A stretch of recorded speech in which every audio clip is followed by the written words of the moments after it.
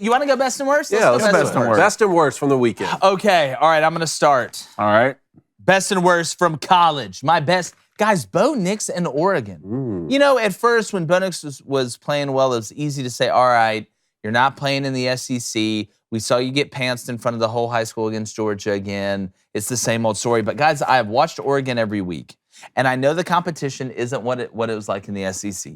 But Bo Nix is playing in an offense, and even he mentioned this with Kenny Dillingham, who's still green behind the ears calling plays himself. He's in an offense that has an answer for everything. If you look at the looks they get, they're always able to check, and Bo talked about this. It feels like to me that he's actually being able to use his football IQ and his experience pre-snap in an offense that allows him to blossom with it. What do I mean by that? When he was under Gus Malzahn in that pop-up book offense at Auburn, you really couldn't change a lot. Therefore, you may know the answer and say, hey, I ought to flip the play to this, but I don't have the capability to. Now in this Oregon offense, he has the ability not to just flip the run, not to just change the protection, but turn a run play into a pass play, to run a good look into a good look instead of trying to force a bad look into a bad look. But the thing I think that has separated Bo Nix the most, and the reason you look at that completion percentage, and you're like, how is he completing over 70% of passes? How is he operating this efficiently? He's doing two things. He is playing from the pocket. I have never seen Bo Nix look more comfortable from the pocket, and he's actually getting to go through progressions, and he will end with the check down. He's playing very smart. He's using his legs effectively. That's why he's not nearly as beat up. That's why when you see him catching passes for touchdowns and being able to run so effectively and have these quick bursts of big plays with the ball in his hands, he's not worried about going out there and getting hurt because he's not having to carry the ball 20 times. He's not having to run around like a chicken with his head cut off and improvise, which leads to mistakes. He's playing through the offense with high ability, with a high IQ, and you are seeing Bo Nix blossom before our very eyes. Does that mean he won't regress a little bit at some points? I don't know. It depends. It may go back, but I've never seen him operate this smoothly, and that Oregon offense is benefiting from it, whether it's the pass game, whether it's the run game, whether it's giving him time, or whether he's putting balls in places where only his guy can catch it in advantageous situations. Bo Nix is playing at the best possible level he could right now, and that's one of the main reasons you're seeing Oregon dominate the way that they have. My worst, and we talk about opportunities, right? We talk about moments that programs have a chance to elevate themselves and maybe work into a new realm or get into a new tier. I thought Illinois had a chance to do that this weekend. Pretty much a chance with Purdue losing and you know, Minnesota, we've seen them back and forth. I know they won at Nebraska, didn't start off very hot, but Illinois had an unbelievable opportunity against a team that was reeling in Michigan State. Now, I want to give credit to Mel Tucker being able to rally the troops after the fight, after suspending players and things like that. And to be honest with you, Michigan State's just not a very good football team. They've struggled offensively. You see Kenneth Walker leave, and it's like the offense shuts down. Last year, defensively, they led the Big Ten in sacks, but had the worst third down percentage as a defense. That means you're blitzing literally every play because you don't believe in the personnel you have to just play base and straight up beat somebody. But Illinois, with Chase Brown going over 100 yards, DeVito throwing for over 220 yards, if you would have told me that, I would have said Illinois in a rout.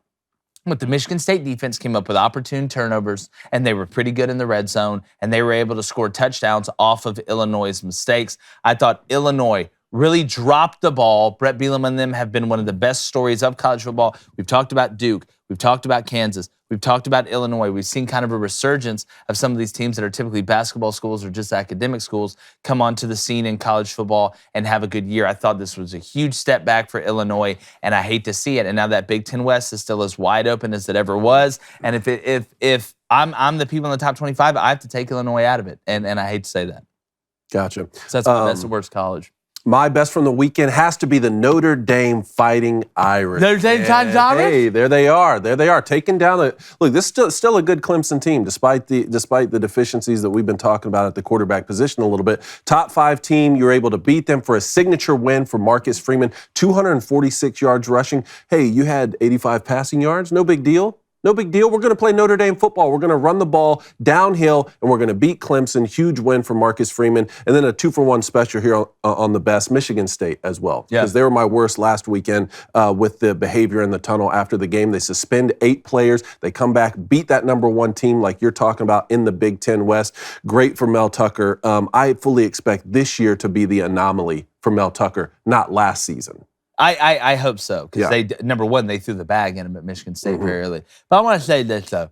When you take the team, like the Clemson Tigers, and you take a bunch of Notre Dame, Fighting Irish, Jesus in the end zone, you don't just walk away just very happy, very content when you go to play the Notre Dame. Did you say Jesus in the end zone? Jesus in the end zone is looking down at the arm of the city saying, you come to heaven, you root for Notre Dame. It's a Notre Dame Fighting Irish. Blaine, I would be remiss in myself.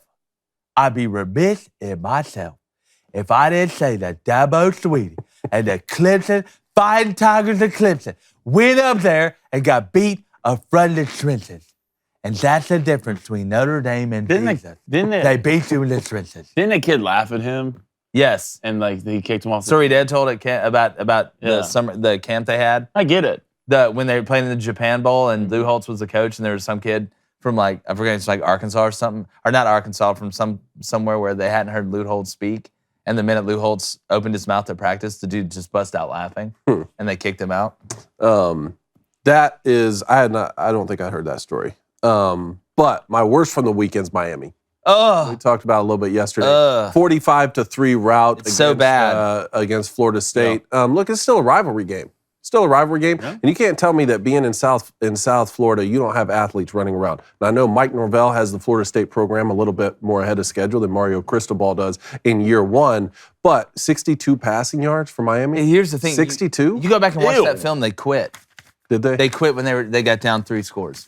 That's the part that what it tells me is there's a lot of fat left to trim. Let's just put it that way at Miami. I would not be shocked to see a mass exodus after the season. Mario's not going to put up with that. I think that's been a problem that we've seen at Miami. They've had a lot of front runner in them. When it's going good, it's going really good. When it's going bad, it's going really, really bad. After watching that game, that team quit. And that's never acceptable. I don't care what the score is. All right, my best and worst from college football. Hey, this one, if you're watching this game, Kentucky, Missouri, the punter for Kentucky, Colin Goodfellow, a.k.a. the Great Fellow. Yes. All right, comes out, I believe Kentucky was up 21-17. Long snapper snaps it over his head. High IQ play. Goes, I think he picks it up at the 5. Yeah. All right, stays in the tackle box, punts it, takes the roughing the kicker, roughing the punter, still great punt. And since he's in the box, they got the first down. They got to eat more clock off of it. And now Kentucky fans are sending Colin money through Venmo for beer and ice for him to get better. Colin, congrats, my brother. What a play. Yeah, You saw and this high live. IQ play. This has happened a couple times this year. I actually saw this, I think, when Auburn played Mercer earlier in the season. The rule is if the ball is snapped over the punter's head, you know the tackle box for intentional grounding, right? You can't be outside of that tackle box. Or if you've got to be outside the tackle box to be able to throw the ball away, you can't be inside of it. It's similar to that with punt. So if the ball was snapped directly over his head, went straight behind him, he stayed in the tackle box, went, grabbed it, turned around, picked it up. Just because you pick it up or the ball hits the ground, you can still rough them. They changed that rule a couple years ago. Believe me, I know. He picked it up, punted the ball, got roughed. There was no tipping of the ball, therefore the roughing stayed. 15-yard penalty. Beautiful. Ended up being the difference in the game. I love Very seeing interesting the special team punters do things well. Punters have Other expectations. than, just making a play that you Punters don't have make. expectations. I agree. By the way, So does Camarda Vandy. last night, but I don't know if y'all saw Camarda last night punting in the NFL. Oh my gosh. It was just absolute, hit a 74-yarder. 74? Just an absolute tank. Ray Guy is it looking down on us Yes, this week. R.I.P. R.I.P. All right, and my worst in Jeez. college is Purdue. I'm going to come on the show when you play Iowa, and Iowa has more passing yards than you, rushing yards, and total yards. What if You should be disappointed as yourself, as a program.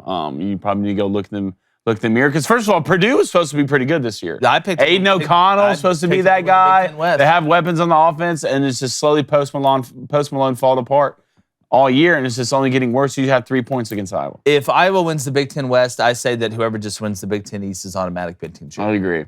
That's a stain on the conference. If Iowa, who is an etch-a-sketch of an offense, wins the Big Ten West cone, I would be embarrassed. So they're 5-4 right now, I believe, right? Yeah, let's look at the West. How Here it is is. it shaking out? Illinois is 4-2. in the West. Wisconsin's 3-3. God, Purdue's Illinois. 3-3. Iowa's 3-3. So is Minnesota. Illinois could have locked it up. They could have won the West, right? With a win. You go 5-1. Next one's 3-3.